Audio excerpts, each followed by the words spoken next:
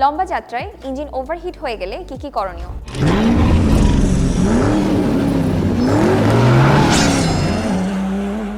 সুপ্রিয় দর্শক, photon tips and ট্রিক্সের নিয়মিত আয়োজনে আপনাদেরকে স্বাগত। ভারী লোড বহন করে লম্বা যাত্রা পাড়ি দিলে ইঞ্জিন সাধারণত অতিরিক্ত গরম হয়ে যায়। আজকের ভিডিওতে আমরা কিছু টিপস শেয়ার করব যার মাধ্যমে আপনার ইঞ্জিনের দীর্ঘস্থায়িত্ব বাড়িয়ে তুলবে। যখন আপনি দেখবেন আপনার ড্যাশবোর্ডে হিটের কাটা মিডিয়াম থেকে হাইয়ে গিয়েছে, তখন আপনি বুঝতে পারবেন যে আপনার ইঞ্জিন অতিরিক্ত গরম হয়ে গিয়েছে। তৎক্ষণাৎ লুকিং গ্লাসের দুই পাশে দেখে আপনার পিকআপটি রাস্তার পাশে স্লাইড করুন। গাড়ির স্টার্টটি বন্ধ করুন এবং 15 থেকে 20 মিনিট অপেক্ষা করুন। অবশ্যই মনে রাখবেন, ইঞ্জিন হালকা গরম থাকলেও রেডিয়েটরের ক্যাপ খোলা যাবে না, কারণ ভেতরের জমা বাষ্প আপনাকে গুরুতর আঘাত দিতে পারে। ইঞ্জিন ঠান্ডা হলে রেডিয়েটরের ক্যাপ খুলে কুলেন্টের মাত্রা চেক করে নিন। যদি কম থাকে তবে তা পুনরায় ভরে নিতে হবে, আর না থাকলে সতর্কতার সাথে চালিয়ে নিয়ে যেতে হবে নিকটতম এসিআই মোটরসের সার্ভিস সেন্টারে। আরও দেখে নেবেন কোথাও কোনো লিকেজ অথবা ইঞ্জিন থেকে এমন কোনো আওয়াজ আসছে কিনা যা অস্বাভাবিক। বাহ্যিক ত্রুটি যাচাই শেষে এসিআই মোটরসের সার্ভিস সেন্টারে যাওয়ার পথে